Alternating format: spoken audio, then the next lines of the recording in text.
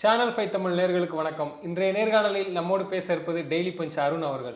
Sir வணக்கம் sir. வணக்கம் Ruban. Sir, Annamalai அவர்கள் நேற்று அவசரமாக டெல்லி புறப்பட்டுருக்காரு. ஏங்க கொஞ்சம் கிளம்புறதுக்கு லேட் ஆயிடுச்சா? அப்படிலாம் ஒன்றும் இல்லை. இதெல்லாம் அரசியலில் திடீர்னு ஏதாவது கன்சல்டேஷன் அப்படின்றதோ இல்லை முக்கியமான விஷயங்களை பற்றி டிஸ்கஸ் பண்ணுறதோ அப்படின்றது சாதாரணமாக நடக்கிற விஷயந்தான். என்ன இதுக்கு முன்னாடி வரைக்கும் பாஜக தலைவர்கள் அப்படின்னு இங்கே இருந்த வரைக்கும், அதாவது நான் சொல்கிறது ஒரு 4-5 வருஷத்துக்கு முன்னாடி அப்படின்னு வச்சுக்கோங்களேன், அப்போல்லாம் பார்த்தீங்கன்னா இவங்க பாட்டுக்கு எங்கள் தலைவர்கள் அப்படின்னு இருப்பாங்க, கட்சின்னு ஒன்று இருக்கும், அவ்வளோதான். மற்றபடி அந்த பார்லிமெண்ட் எலெக்ஷன் நேரத்தில் மோடி அவர்கள் இங்கே வருவார், பிரச்சாரம் பண்ணுவார், அப்படி தான் இருந்தது. அதனால் ஏதாவது முக்கியமான விஷயங்களை பற்றி டிஸ்கஸ் பண்ணுறதோ அப்படின்றதெல்லாம் அந்த அளவுக்கு இல்லை அப்படின்னு வச்சுக்கோங்களேன். ஆனால் இப்போ அண்ணாமலை அவர்கள் வந்த பிறகு பார்த்தீங்கன்னா பிற மாநில தேர்தல்கள்லாம் கூட பிரச்சாரம் பண்ண போயிருக்காரு. ஸோ அந்த அளவுக்கு இம்பார்ட்டன்ஸ் கொடுக்குறாங்க. பிரதமராகட்டும், அமித்ஷா அவர்களாகட்டும், அண்ணாமலை அவர்களுக்கு எந்த அளவுக்கு முக்கியத்துவம் கொடுக்குறாரு அப்படின்னு நமக்கு தெரியுது.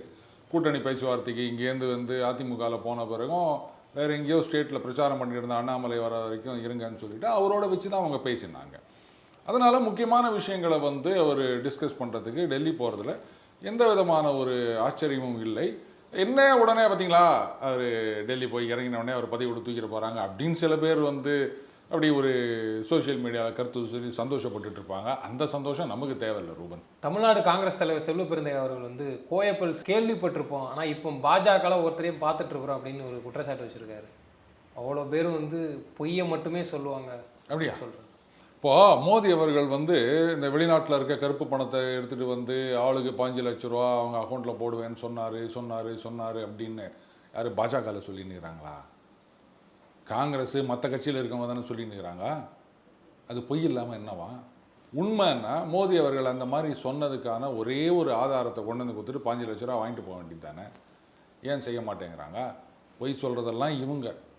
அப்புறம் இவங்க பாஜகவை பற்றி சொல்கிறதுக்கு என்ன யோக்கியதை இருக்குது? இன்றைக்கி ராகுல் காந்தி கேட்குறாரு, ஓபிசி எஸ்சி எஸ்டி அவங்களுக்கு ரெப்ரசன்டேஷனே இல்லைன்னு. இவங்க ஆட்சியில் இருந்ததே கிடையாதா? அப்போல்லாம் என்ன பண்ணாங்க?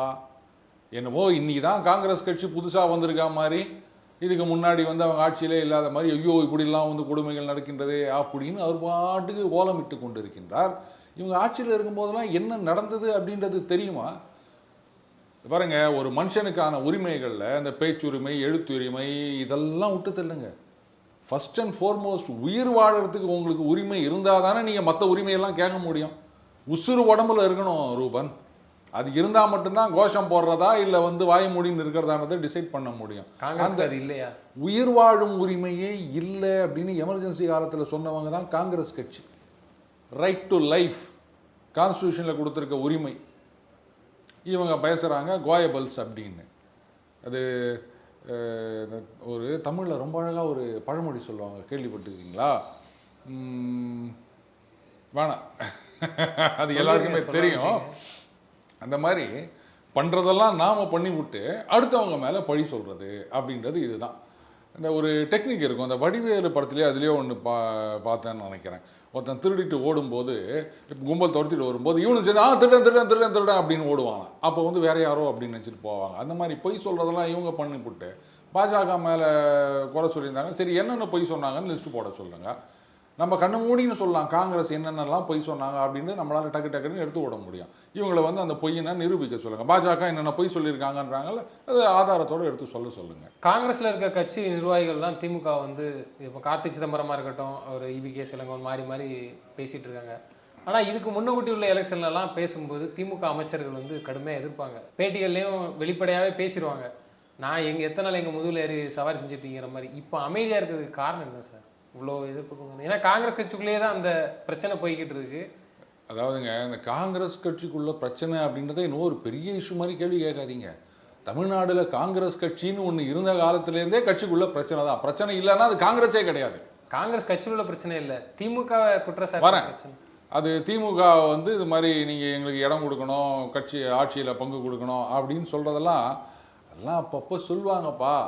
அது கடைசி நேரத்தில் அதை அன்றைக்கே முதல்ல சொல்லிட்டாங்க காங்கிரஸ் மேலிடத்தில், கூட்டணி அதெல்லாம் நாங்கள் தான் டிசைட் பண்ணுவோம் அப்படின்னு சொல்லிட்டாங்க. மற்றபடி இங்கே இருக்கிற மாநில தலைவர் கூட அந்த கூட்டணியெலாம் இது பண்ண முடியாது, மேலிட பார்வையாளர்னு ஒருத்தர் வருவார். அவர் வந்து வேற ஸ்டேட்டாக இருப்பார். அவருக்கு இங்கே வந்து என்ன ஏது ஒன்றுமே சரியாக புரிபடாதுன்னு வச்சுக்கோங்களேன். அவர் தான் முடிவு பண்ணுவார். இந்த லட்சணத்தில் தான் இருக்குது காங்கிரஸ் கட்சி. இதில் போயிட்டு நீங்கள் ஆட்சியில் பங்கு கொடுங்கன்னா சீட்டு கொடுப்பாங்களா அப்படின்றதுக்கே காத்து நிற்க வேண்டியதாகுது. நம்ம மத்தியிலையும் ஆட்சியில் இல்லை, இருந்தாலாவது ஏதாவது ரெய்டு கீடு அப்படின்னு சொல்லிட்டு சீட்டு கேட்கலாம். அதுவும் கிடையாது. என்னதை கேட்க முடியும்? இல்லை மத்தியில் ஆட்சியில் இல்லைங்கிறீங்க. ஒருவேளை அடுத்த நாடாளுமன்ற தேர்தலில் காங்கிரஸ் வெற்றி பெற்றால் இந்த மத்திய அமைச்சரவை இப்போ கேட்கறதுக்கு தான் திமுக அதனால அமைதியாக இருக்காங்கன்னு எடுத்துக்கலாமா? அதாவதுங்க மத்திய அமைச்சரவை இப்போ வந்து ஏன்னா 2021 போன ரவுண்டும் திமுக வந்து அதிகப்படியான அமைச்சரவையில் இருந்தாங்க காங்கிரஸ் கூட கூட்டணியில், அதனால அமைதியாக இருக்கிறாங்களா? ஏங்க பாஜக கூட தான் அவங்க மந்திரி சபையில் இருந்தாங்க, யாரு கூட இல்லை. இப்போ எங்கே இருந்தாலும் அவங்க வந்து மந்திரி சபையில் ஏன் இருந்தாங்க. பாஜகவோட மந்திரியா இல்லையா திமுகல இருந்து இருந்தாங்கல்ல? அப்புறம் இன்னைக்கு வந்து பாஜக தீய சக்தி மதவாத சக்தின்னு சொல்லி நிற்கிறீங்க. அவங்களோட கூட்டணி வச்சு இருந்தவங்க தானே நீங்கள். சரி, அதை விடுங்க. அடுத்த பாராளுமன்ற தேர்தல் 29ல். சரி, அப்போ கூட்டணி அப்படின்னா என்ன? காங்கிரஸ் கட்சி வந்து ஒரு 200-220 சீட்டில் ஜெயிச்சு வந்துடும். என்ன மீதி ஒரு 50 சீட்டு ஏதாவது 2 கட்சி ஆதரவு கொடுத்தா போதும் அப்படின்ற நிலைமைக்கு வந்துருமா? அப்படி வந்தாங்கன்னா சொல்லலாம். அகைன் ஒரு விஷயம் நல்லா புரிஞ்சுக்கங்க. காங்கிரஸுக்கு தனி மெஜாரிட்டி வந்துருச்சு அப்படின்னு சொன்னால் அப்போ வந்து நீங்கள்லாம் போயிட்டு எங்களுக்கு இத்தனை மந்திரி பதவி கொடு, இந்த மந்திரி பதவி கொடுன்னு கேட்க முடியாது. ஒத்துக்கிறீங்களா? கேட்க முடியாது சார். காங்கிரஸ்க்கு மெஜாரிட்டி இருக்குன்னு வச்சுக்கோங்களேன். ஆன் தேர் ஓன் அவங்க 272 சீட்டில் ஜெயிச்சிடுறாங்கன்னு வச்சுக்கோங்க. அப்போ நீங்கள் கூட்டணி கட்சின்னு போயிட்டு அது பாருங்க எங்களுக்கு இந்த மந்திரி கொடுன்னு கேட்க முடியுமா? கொடுக்கறத வாங்கிக்க, இஷ்டம் இருந்தால் இல்லாட்டப்போ இதானப்பா யாராக இருந்தாலும் சொல்லுவான். ஒருவேளை அப்படி மெஜாரிட்டி இல்லை, கூட்டணி கட்சிகள் தயவு தான் வேணும் அப்படின்னு வச்சுக்கோங்களேன். அப்போ காங்கிரஸை நீங்கள் மிரட்ட வேண்டிய அவசியமே கிடையாது. கொடு அப்படின்னா கொடுத்தாகணும், இல்லாட்டா அவங்களுக்கு பதவி போயிடும். ஸோ 2 இதுலேயுமே வந்து இந்த மந்திரி பதவிக்காக எதையும் தியாகம் செய்ய வேண்டிய அவசியம்லாம் கிடையாது ரூபன். எலெக்ஷனுக்கு முன்னாடி அப்படி பேசுவாங்க, அதுக்கப்புறம் இவங்க வந்து எங்களுக்கு ஆட்சியில் பங்கு வேணும்னுவாங்க, உடனே இவங்க வந்து உனக்கு கூட்டணியே வேணாம் அப்படின்வாங்க. அதுக்கப்புறம் சரிங்க உங்களுக்கு வேணாம் எங்களுக்கு வேணாம், கூட்டணி அப்படியே இருக்கட்டும், அது லட்சிய கூட்டணின்வாங்க. இதெல்லாம் சகஜமப்பா. இந்த பாராளுமன்றத்தில் இந்த ஃபோட்டோ தூக்கி காமிக்கிற அந்த கலாச்சாரம் வந்து எனக்கு தெரிஞ்சு பாராளுமன்றத்தில் தான் முதல்ல ஆரம்பித்தாங்க. அதுக்கப்புறம் தான் தமிழ்நாடு முதல்வர் அவர் சொல்லவும், எதிர்க்கட்சி தலைவர் அவர் ஒரு ஃபோட்டோ தூக்கி காமிக்கிறோம். இது நீங்கள் எப்படி பார்க்குறீங்க? அதாவதுங்க இது வந்து பாராளுமன்றத்தில் அந்த மாதிரி செய்யக்கூடாது, அது மரபல்ல, தவறு அப்படின்னு சபாநாயகர் சொல்லியிருக்கிறதா செய்திகள் வந்திருக்கின்றன. இவங்கெல்லாம் என்ன பண்ணுறாங்க, ஏதாவது ஒன்று பண்ணிவிட்டு பார்த்தீங்களா இது மாதிரி வந்து எங்களை பேச விடாமல் செய்கிறார்கள், நாங்கள் பேசினதெல்லாம் சபை குறிப்பிலிருந்து நீக்கிறார்கள் அப்படின்னா, ஏங்க இதெல்லாம் பேசக்கூடாது அப்படின்னு இருக்குது. நான் அதை பேசுவேன் அப்படின்னு சொன்னால், இப்போ அந்த 10th +2 எக்ஸாம் எழுதியிருக்கீங்கல்ல, அந்த எக்ஸாமில் நம்ம பேர் எழுதக்கூடாது, ரைட்டா? உங்கள் எக்ஸாம் நம்பர் மட்டும்தான் எழுதணும். நீங்கள் பாட்டுக்கு உங்கள் பேர், உங்கள் வீட்டு அட்ரெஸ்ஸு, மொபைல் நம்பரு எல்லாத்தையும் எழுதி வச்சுருக்கீங்கன்னு வச்சுக்கோங்களேன். சில சமயம் என்ன பண்ணுவாங்க, இது வந்து ரிஜெக்டட், இதை வேல்யூ பண்ண முடியாது, 0 அப்படின்னு சொல்லிட்டாங்கன்னா, பார்த்தீங்களா என் பேப்பரை திருத்தறதுக்கு பயந்துட்டாங்க அவங்க அப்படின்னு ஒருத்தன் சொன்னான்னா நீங்கள் என்ன நினைப்பீங்க? அந்த மாதிரி எதெல்லாம் செய்யக்கூடாதோ அதெல்லாம் செய்ய வேண்டியது. அப்புறம் வந்து இல்லைங்க இது மாதிரி பேசக்கூடாதுங்க செய்யக்கூடாதுன்னு சொன்னால் பார்த்தீங்களா என்னை பார்த்து பயந்துட்டாங்க அப்படின்றது வடிவேலு மாதிரி பண்ணின்னுக்கிறாருங்க ராகுல் காந்தி அவர்கள். வேற என்னத்தை பண்ண சொல்கிறீங்க? இல்லை அது இப்போ புது கலாச்சாரமாகவே தெரியுது. தமிழ்நாடு சட்டப்பேரவை தேர்தலுக்கும் இப்படி தான் பண்ணாங்க. ஃபோட்டோ காமிக்கிறது, இவர் ஸ்டாலினை அவர் குற்றம் சொல்லும்போது, எடப்பாடி குற்றம் சொல்லும்போது இந்த படத்தை தூக்கி காமிக்கிறது வந்து இப்போ நான் இதுக்கு முன்னாடி உள்ள எலெக்ஷனில் நான் பார்த்ததில்லை சார், அதனால கேட்குறேன். இப்போ வந்து சீன் போடுறாங்கன்னு சொல்கிறாங்க தம்பி, சும்மா அந்த பேச்சு வழக்கில் சீன் போடாத அப்படின்னு சொல்கிறாங்க இல்லையா? நாங்கள் படிக்கிற காலத்தில் ஃபிலிம் காமிக்கிறான் அப்படின்னு சொல்லுவாங்க. அந்த ஃபிலிம் தான் அந்த ஃபிலிம். ஸோ அந்த மாதிரி மாறிட்டு இருக்கு அப்படின்னு வச்சுக்கோங்களேன். அண்டு இந்த காலத்தில் வந்து ஃபோட்டோக்கெல்லாம் மதிப்பே கிடையாதுங்க, ஃபோட்டோஷாப்பு தாங்க, ஏதோ ஒன்றா செய்யலாங்க. அதுவும் ஏஐ வந்த பிறகு வீடியோவே வந்து டீப் ஃபேக்குன்னு வந்து நிற்குதுன்னு சொல்கிறாங்க. இதில் இந்த ஃபோட்டோக்கே மதிப்பில்லை, வீடியோக்கே மதிப்பில்லைன்னு ஃபோட்டோவை வச்சு என்னங்க பண்ண முடியும்? ஏன்னா பாராளுமன்றத்தில் என்னென்ன மாதிரி நடந்துக்கணுமோ அந்த மாதிரி தான் நடந்துக்கணும். அதை மீறினா அது ஒரு வீரம் அப்படின்னு நினச்சின்னு ஒருத்தர் பண்ணுறாருன்னா அப்புறம் அவர் என்ன சொல்கிறது? அவர் பின்னாடி போகிறவங்களாம் தான் நம்ம குறை சொல்லணும். அதிமுக ஆலோசனை கூட்டம் வந்து நாடாளுமன்ற தோல்விக்கான ஆலோசனை கூட்டம் தொடர்ந்து நடந்துட்டு வருது. இந்த திருப்பத்தூர் தொகுதியில் இன்னைக்கு பண்ணும்பொழுது சொல்லியிருக்காங்க, பிஜேபியுடனே கூட்டணி வைக்கணும்னு சொல்லிட்டு பல பேர் வந்து இப்போ சசிகலா ஓபனீஸ்வரத்தை தான் இணைக்கணும்னு சொல்லிட்டு கூட 2-3 தொகுதியில் வந்து பேசினாங்க. ஆனால் பிஜேபி கூட கூட்டணி வைங்கன்னு கூட சொல்லியிருக்காங்க. அதை நீங்கள் எப்படி பார்க்குறீங்க? அதாவதுங்க முதல்ல வந்து பிரிந்து போனவர்கள் சேர வேண்டும் அப்படின்னாங்க. அதுக்கப்புறம் பிரிந்து போனவர்கள்னால் பாஜகவும் பிரிந்து போனவர்கள் தானே அப்படின்னு நினச்சிட்டாங்க போல இருக்குது. தோற்று போயிட்டோம் அப்படின்னு சொன்னால் அதுக்கு காரணம் என்ன அப்படிங்கிறத ஆராயணும். அது தெரியாமல் ஐயோ எத்த தின்னா பித்தம் தெளியுன்ற மாதிரி இவங்கள சேரலாம் அவங்களோட சேரலாம் அப்படின்னா போகிற பக்கம் பார்த்தா திமுகவோட கூட்டணி சேரணும் அப்போ தான் ஜெயிப்போம் அப்படின்னு கூட சொல்லுவாங்க போல. அதை தெளிவாக புரிஞ்சு தான் அழுத்தமாக சொல்லியிருக்கிறாங்க. பிஜேபி கூட கூட்டணி வைக்காதனால தான் நம்ம தோத்துட்டோம், நிச்சயமாக வைக்கணும் வரக்கூடிய தேர்தல்னு சொல்கிற மாதிரி ஒரு இல்லைங்க. இனிமே அது சரிப்பட்டு வராதுங்க. ஏன்னு கேட்டிங்கன்னா கீழ்மட்டத்தில் இருக்க பல பேர் சோஷியல் மீடியாவில் கொம்பு சுற்றி 2 பேர்த்துக்கு நடுவில் வந்து என்ன சொல்கிறது அந்த ஒரு கெமிஸ்ட்ரின்னு சொல்லுவாங்களே அது ஒர்க் அவுட் ஆகாமல் போயிடுச்சுங்க. இவங்களுக்கு அவங்க மேலே நம்பிக்கை இல்லை, அவங்களுக்கு இவங்க மேலே நம்பிக்கை இல்லை, ஓட் ட்ரான்ஸ்ஃபர் ஆகலைன்னு சொல்கிறாங்க. பாருங்கள் அந்த எலெக்ஷனில் எவ்வளோ வாங்கினோம், இந்த எலெக்ஷனில் இந்த ஓட்டெல்லாம் எங்கே போச்சு அப்படின்றாங்க. இப்போ நடந்த விக்கிரவாண்டி இடைத்தேர்தலில் பார்த்தீங்கன்னா அதிமுக ஓட்டுகள்லாம் திமுகவுக்கு போயிருக்கிறது. அதனால் இனிமே அவங்க 2 பேரும் ஒன்று சேர்ந்தாலும் எண்ணெயும் தண்ணியும் சேர்க்குற மாதிரி தான் ஆகும், அது வேலைக்கு ஆகாதுங்க. இல்லை என் பார்வையில் என்ன தெரியுதுன்னா பாராளுமன்ற தேர்தலுக்கு கூட பேச்சுவார்த்தை நடக்கலாம், ஆனால் சட்டப்பேரவை தேர்தலுக்கு வந்து நடக்காது. ஏன்னா பாரதிய ஜனதா கட்சிக்கு வந்து சட்டப்பேரவை தேர்தல் வந்து அதிக தொகுதி எப்பவும் கொடுத்ததில்லை. பொதுவாகவே தமிழ்நாடு பேரவை தேர்தலுக்கு அண்ணாமலை அவர்கள் வந்து தனிச்சையாக செயல்படுறதுனால இவர்கிட்ட போய் நம்ம எதுக்கு கேட்கணும், அப்போ நம்ம தனிச்சையாக இருந்தால் நம்ம அமைக்கிற கூட்டணியில் நம்ம வைக்கிறது தான் அந்த தொகுதி பங்கீடு வரும்னு எடுத்துக்கலாமா? இப்போது நான் கேட்குறேன், பாஜக திமுக அந்த எம்ஜிஆர் ஃபார்முலான்னு ஒரு காலத்தில் சொல்லுவாங்க. என்னென்னா பாராளுமன்ற தேர்தலில் 2/3 காங்கிரஸுக்கு, சட்டமன்ற தேர்தலில் 2/3 சீட்டு அதிமுகவுக்கு, 1/3 தான் காங்கிரஸுக்கு. இதுதான் வந்து ஒரு எம்ஜிஆர் ஃபார்முலான்னு ஒர்க் அவுட் ஆகிடுதுங்க. இப்போ பார்த்தீங்கன்னா அதிமுக வந்து 2019, 21, 24 அப்படின்னு தொடர்ந்து தோல்விகளை சந்தித்து வருகின்றது. முக்கியமான காரணம் இங்கே கரிஸ்மேட்டிக் லீடர் இல்லை அப்படின்றது. அதை வந்து அவங்க ஏற்றுக்கிறதுக்கும் தயங்குறாங்க, அதை சொல்கிறதுக்கும் தயங்குறாங்க. செல்லூர் ராஜு அவர்கள் கூட ஒரு மாதிரி பூடகமாக சொன்னார், புரட்சி தலைவர் இல்லை, அம்மா இல்லை, நாங்கள் எப்படி ஓட்டு வாங்குறது அப்படின்னாரு. ஸோ அந்த மாதிரியான ஒரு தலைவர் இல்லை, அதனால் ஓட்டு வாங்க முடியல அப்படின்றத அவர் வந்து கோடிட்டு காண்பு. அந்த மாதிரி தலைவருக்கு வந்து சசிகலா அந்த இடத்துல வச்சு பார்க்குறாரா செல்லூர் ராஜு அவர்? உங்களுக்கே கொஞ்சம் ஓவரா இல்லை? இல்லை அவர் சொல்கிறத பார்த்து நீங்கள் சொல்கிறீங்க அந்த தலைவர் இல்லை, அப்போ அந்த இடத்துக்கு அதெல்லாம் வேலைக்காகாதுங்க, ரைட்டுங்களா? ஸோ அப்போ அது ரியாலிட்டி என்ன அப்படின்னு புரிஞ்சுக்கணும். அது புரிஞ்சிக்காமல் நீங்கள் என்ன தான் தலைகீழ நின்றாலும் ஓட்டு வாங்க முடியாதுங்க. அதனால் அந்த பாஜகவை சேர்த்துக்கிறதோ இல்லை வந்து இவங்களை பிரிஞ்சு போன மற்றவங்களை சேர்த்துக்கிறதுன்றதோ அது ஒர்க் அவுட் ஆகாது. என்ன ஒன்று உண்மையிலேயே வந்து அப்படி நினச்சாங்கன்னு சொன்னால் முதல்ல அவங்க வந்து ஒரு கட்சி நிர்வாகிகள்னு அத்தனை பேரையும் கூப்பிட்டு அப்பா இதுதான் ரியாலிட்டி எல்லாம் சொல்கிறாங்க, அதனால நம்ம பழச மருந்து பாஜகவோட சேருவோம், பட் அது உண்மையான கூட்டணியாக இருக்கணும், எல்லாம் வந்து ஒன்று மண்ணா வேலை செய்யணும் அப்படின்னு சொல்லணும். அண்டு பாதிக்கு பாதின்றது சீட்டு பிரிச்சுக்கணும். அதிமுக பாதி, பாஜக பாதி. அது சட்டப்பேரவை தேர்தலுக்கு ஒத்து போமா?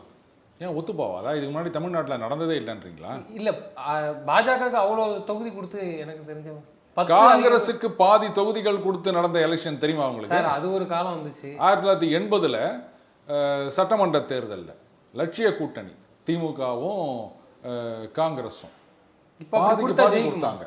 இல்லை இந்த கால சூழ்நிலைக்கு இப்போ கொடுத்தா ஜெயிக்குமா? அப்படி சொல்ல முடியாதுங்க. அவங்களே எங்களுக்கு இவ்வளோ போதுங்கிறாங்களே, போதும் அப்படிங்கிறாங்க. இல்லை நான் என்ன சொல்ல வரேன்னா அந்த மாதிரியும் நடந்திருக்கின்றது அப்படின்றதுக்காக நான் சொல்கிறேன். இதில் அதுவும் பார்த்தீங்கன்னா 77 திமுக தோல்வி அடைகின்றது. அந்த தோல்விக்கில் ஒரு விஷயம் நீங்கள் கவனிக்கணும்.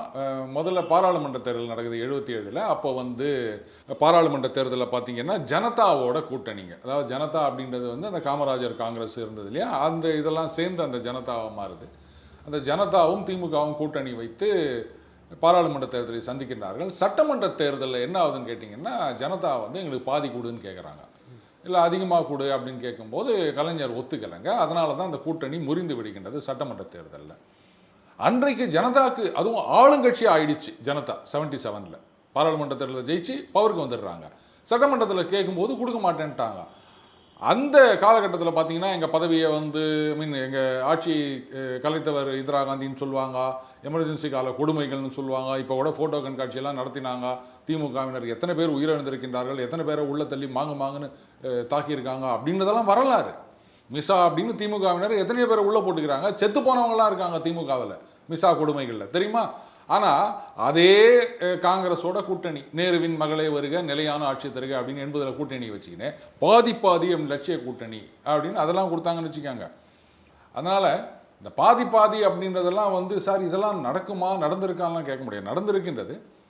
இது வந்து அதிமுக ரியாலிட்டி அக்செப்ட் பண்ணிக்கணுங்க. ஏன்னா இப்போ வந்து இந்த சைடில் மைனஸ், ஒரு கரிஸ்மேட்டிக் லீடர் இல்லைன்றது தெரியுது. அந்த பக்கத்தில் அண்ணாமலை அவர்கள் ஒரு கரிஸ்மேட்டிக் லீடராக இருக்காரு, மத்தியில் ஆட்சியில் இருக்கின்ற கட்சி, அண்டு இப்போ செல்வாக்கை நிரூபித்திருக்கின்றார்கள், ஓட்டு சதவீதத்தை இன்க்ரீஸ் பண்ணியிருக்காங்க. அப்போ அந்த ரியாலிட்டியை புரிஞ்சுக்கின்னு சரிங்க பாதி கொடுக்குறோம், நாங்கள் சிஎம், பாஜகவில் ஒன்று டெப்டி சிஎம் கொடுக்குறோம், இப்படி ஒத்துக்குன்னு முதல்ல தொண்டர்களை கூப்பிட்டு இதுதான்ப்பா சரியான கூட்டணி, வேறு வழி கிடையாது, ஒன்றா வேலை செய்யணும் அப்படின்னா மட்டும்தான் ஒர்க் அவுட் ஆகுமே தவிர, மற்றபடி நாங்கள் அப்போ போகலாமா இப்போ போகலாமா பாராளுமன்ற தேர்தலுக்கு அப்படின்னா அதெல்லாம் ஒன்றுமே வேலைக்கு ஆகாதுங்க. ஆணவ கொலைகளை வந்து தடுக்கணும்னு சொல்லிட்டு திருமாவளவன் எம்பி அவர்கள் வந்து பாராளுமன்றத்தில் சட்டம் நிறைவேற்றணும்னு சொல்கிறாங்க. இது மாநிலத்திலே நிறைவேற்றலாமா, இல்லை இதை போய் பாராளுமன்றத்தில் சொல்லி, ஏன்னா ஆணவ கொலைகள் வந்து நம்ம மாநிலத்தில் அதிகமாக நடக்குது பரவலாக, தொடர்ந்து வந்து இது போன்ற மத்திய அரசு தான் செய்யணும், இடஒதுக்கீட்டாலும் மத்திய அரசு தான், ஆணவ மது ஒழிக்கணுமே சொல்லிட்டு கூட பாராளுமன்றத்தில் போய் சொல்கிறாங்க. அதை நீங்கள் எப்படி சார் பார்க்குறீங்க? மாநிலத்தில் அந்த பிரச்சனை இல்லையா? முதல்ல மாநிலத்தில் கூட உங்களுக்கு மாநில அரசு செய்யலாமா கூடாதா அப்படின்னா, இப்போ இந்த கள்ளச்சாராய சாவுகள் அதெல்லாம் இருக்கு இல்லையா, இதுக்கு வந்து கடுமையான தண்டனை அப்படின்னு இப்போ சட்டம் கொண்டு வந்திருக்காங்க. இதுக்கு யாராவது போயிட்டு மத்திய அரசாங்கத்தில் கேட்டாங்களா? கேட்கல, பாராளுமன்றத்தில் குரல் கொடுக்கல. ஏன்னா இங்கேயே செய்ய முடியும் அப்படின்றதுனால தானே. மேபி ஏன் இவர் வந்து பாராளுமன்றத்தில் போய் குரல் கொடுத்துருப்பார் அப்படின்னு சொன்னால், இங்கே எதுவும் செய்ய மாட்டாங்க, அங்கே போனால் அவங்க இதை தான் சொல்ல போகிறாங்க, என்னங்க நீங்கள் வந்து எங்கிட்ட வந்து கேட்குறீங்க, உங்கள் சிஎம் கிட்ட சொல்லுங்கள், அவங்களே சட்டம் போடலாமே அப்படின்னு சொல்ல இருக்கலாம். இல்லை வந்து இதுதான் அர்த்தம்ன்றதுனால அவங்க பதில் கொடுக்காமல் இருந்திருக்கலாம். அப்படியே அவங்க சொல்லியிருந்தாலும் இங்கே அது ஊடகங்கள் மூலமாக வெளில வராமல் இருந்திருக்கலாம். அப்போ என்ன ஆகும் பார்த்தீங்களா, நான் பாராளுமன்றத்திலே பேசிட்டேன், மத்திய அரசாங்கம் ஒன்றுமே செய்யலை, பாஜகவுக்கு இதில் வந்து அக்கறையே இல்லை அப்படின்னு சொல்லிட்டு போயின்னே இருக்கலாம்ல. நீங்கள் இங்கே போயிட்டு திமுக கட்சியிடமோ இல்லை வந்து முதல்வர்கிட்டமோ நீங்கள் ஒரு மனு கொடுக்குறீங்கன்னு வச்சுக்காங்க, அவர் செய்யலை அப்படின்னு சொன்னால் அப்போ எதிர்கட்சியில் கேள்வி கேட்பாங்கல்ல, அப்போ அது திமுகவை பாதிக்கிற மாதிரி இருக்கும்ல. நாங்கள் சீட்டு கொடுக்குறாங்க, ஓட்டு கொடுக்குறாங்க, அவங்களுக்கு பாதிப்பு வரா மாதிரி இருந்தால் அதெல்லாம் செய்ய முடியுமா? அவர் சொல்கிறது முக்கியமாக சொல்கிறது மதுவை ஒழிக்கணும், அதை போய் டெல்லியில் சொல்கிறாரு. ஏங்க அதாவது திருப்பி திருப்பி இவங்க என்ன சொல்கிறாங்க, அந்த காலத்தில் சொன்னது தான், அது சுற்றி நெருப்பு எரிக்கின்றது, நடுவில் நாங்கள் கற்பூரம் மாதிரி இருக்கிறோம், அதனால் ஒன்றும் பண்ண முடியாது அப்படின்ட்டு சாராய கடையை திறந்து விட்டாங்க. ஏன் பீகாரை சுற்றி என்ன சரகே இல்லையா மற்ற மாநிலங்களில்? அவங்க எப்படி சக்ஸஸ்ஃபுல்லாக மூடி வச்சுருக்காங்க? அது என்ன சொல்லுவாங்க, மனசு இருந்தால் மார்க்க பந்து, அந்த மாதிரி தாங்க. மூணா நினச்சா மூடலாம், அதுக்கப்புறம் நீங்கள் பாருங்கள் என்ன நடக்குது அப்படின்னு சொல்லிட்டு கடுமையாக இரும்பு கரம் கொண்டு அடங்கலாங்க. இந்த இரும்பு கரம் எங்கே இருக்குலாம் என்கிட்ட கேட்காதீங்க. அதனால் இங்கே செஞ்சால் நம்ம சொன்னால் செய்ய மாட்டாங்க, அதனால மத்திய அரசு மேலே பழியை போட்டு பார்த்தீங்களா நான் வந்து இங்கே கேட்டேன் பாஜக செய்யலை, அவங்களுக்கு அக்கறையே இல்லை அப்படின்னு அவங்க மேலே பழியை போட்டுக்கின்னு ஊரை ஏமாத்திக்கினே இருக்கலாம் பாருங்கள். இங்கே இருக்கவங்க வந்து பார்த்தீங்களா அவர் வந்து இவ்வளோலாம் குரல் கொடுத்துக்கிறார், ஆனால் மத்திய அரசாங்கம் செய்யலை, இப்படி தானே நிறைய பேர் பேசிகிட்டு இருக்க போகிறாங்க. அப்புறம் பழியெல்லாம் அவங்க மேலே போட்டு நம்ம பாட்டுக்கு சீட்டை வாங்கிக்கின்னு அப்படியே இருக்கலாம். யாருக்கு என்ன வந்தது, நமக்கு என்ன வந்தது? உண்மையிலேயே மதுவை ஒழிக்கணும் அப்படின்னு சொல்லியிருந்தா ரைட்டுங்க, இங்கே நீங்கள் ஒழிங்க, மற்ற மாநிலத்தை பற்றி கவலைப்படாதீங்க, எதுக்கு நீங்கள் வந்து மத்திய அரசாங்கத்திட்ட கேட்கணும், இங்கே நீங்கள் முதல்ல சட்டம் கொண்டு வாங்க சொல்ல வேண்டியது தானே. சொல்லுவார் அவர். இன்னும் என்ன பண்ணுவார், ஐயோ அப்படிலாம் சொன்னால் வந்து மதவாத பாஜக வந்துடும், இப்படி ஒரு முட்டு கொடுப்பாங்க. மதுவை ஒழிக்கணும் இதெல்லாம் இவங்களுக்கு அக்கறையே கிடையாதுங்க. சென்னை மாநகராட்சி மாமன்ற கூட்டத்தில் வந்து வீடு கட்டுவதற்கான அந்த 1000 சதுரடிக்குள்ளே இருந்துச்சுன்னா அது வரி வந்து அதிகமாக கூட்டியிருக்கு மாநில அரசு. 40,000 1 லட்சம் ரூபா வரை கொடுக்கு. எதிர்க்கட்சி தலைவரும் இதுக்கு வந்து கடுமையாக வந்து குற்றச்சாட்டு வச்சுருக்காரு. உங்கள் பார்வையில் இந்த விலையேற்றம், தொடர்ந்து மின்கட்டண உயர்வு, இது போன்ற செயல்களை நீங்கள் எப்படி பார்க்குறீங்க? இப்போ வீடு கட்டுறதுன்னா ஒரு சதுர அடி எவ்வளோ செலவு தெரியுமா? குறைந்தபட்சம் 2000 ரூபா ஆகுதுன்னு சொல்கிறாங்க. எனக்கு தெரிலங்க, நான் வீடு கட்டினதில்லை. இப்போ ஏதோ ரேட்டு 2000 2500 ஆகும் அப்படின்னு சொல்கிறாங்க ஒரு ஸ்கொயர் ஃபீட்டுக்கு. 1000 ஸ்கொயர் ஃபீட்னா எத்தனை லட்சம் ஆகுது? அவர் சொன்னது, குறிப்பாக சொன்னது அந்த வரைபடம் போடுறதுக்கு மட்டும்தான் அந்த வேலை சொல்லியிருக்காரு. 40,000 1 லட்சம் வரை. தான் நான் கேட்குறேன். அப்போது ஒரு 20 25 லட்சம் செலவு பண்ணி நீ ஒரு வீடு கட்டுறேன்னா 1 லட்ச ரூபா கவர்மெண்ட்டுக்கு கொடுக்க முடியாதா? இப்போ அந்த விலையில்லா பயணச்சீட்டு கொடுக்குறாங்களே, அதுக்கெல்லாம் காசு எங்கேருந்து வரும்? இந்த உரிமை தொகைன்னு 1000 ரூபா கொடுக்குறாங்களே, அதுக்கெல்லாம் காசு எங்கேருந்து வரும்? அதை இதில் சரி செஞ்சுக்கிறாங்க. அரசாங்கத்துக்கு மக்கள்கிட்ட இருந்தானப்பா காசு வரும். இப்போ இந்த விலையில்லா பயணச்சீட்டோ இல்லை 1000 ரூபாயோன்றது மாநகராட்சிக்கு சம்மந்தம் இல்லை, அது வந்து மாநில அரசு கொடுப்பாரு. இருந்தாலும் வந்து இப்போ மாநகராட்சிக்கு எவ்வளோ செலவு இருக்கும், அதுக்கெல்லாம் காசு எங்கேருந்து வரும்னு நினைக்கிறீங்க நீங்கள்? இப்போ வருவாயே இல்லையா சார் அரசுக்கு? மாநிலத்திலிருந்து வருவாய் வருங்க, ஆனால் மாநகராட்சியின் எல்லை விரிவடைந்து கொண்டே போகின்றது. இப்போ மாநகராட்சி எது வரைக்கும் போயிருக்குது தெரியும்ல, அப்போ அதுக்கெல்லாம் வந்து நாங்கள் கால்வாய் அந்த தூர் வார வேண்டும், மழை நீர் வராமல் பண்ணணும், இவ்வளோலாம் செலவு இருக்குது. எதிர்க்கட்சி குற்றம் சொல்றது வந்து என்னன்னா, இவங்களுக்கு அதை சரிபட திறன்பட செய்ய தெரில. அமைச்சர்களுக்கும் சரி ஆட்சியாளருக்கும் சரி, நாங்கள் இருந்தால் சிறப்பாக கொண்டு வருவோம். அப்படியா? அப்போ நீங்கள் வாங்க, ஓட்டு வாங்கி ஜெயிச்சு வாங்க. நாங்கள் தானே ஓட்டு வாங்குறோம். எப்படி வாங்குறீங்கலாம் கேட்கக்கூடாது. ஓட்டு வாங்கி ஜெயிச்சு வந்திருக்கோம், கரெக்டா? அப்போ ஜனங்க எங்களை வந்து திறன் உடையவர்னு ஏற்றினாங்க. நீங்கள் பாட்டுக்கு உட்காந்து குறை மட்டும் சொல்லி நிற்கிறீங்க. முக்கியமாக அவங்க சொல்றது என்னன்னா, ஆட்சிக்கு வர்றதுக்கு முன்னுக்கூட்டி தேர்தல் பிரச்சாரத்தில் வந்து மாதம் 1000 ரூபா கொடுப்போம்னு சொல்கிறாங்க. நாங்கள் ஆளுங்கட்சியாக இருக்கும்போது நீங்கள் தான் எதிர்க்கட்சி, உங்களுக்கு தெரியாதா மாநிலத்தில் இவ்வளோ நிதி பற்றாக்குறை இருக்குன்ட்டு?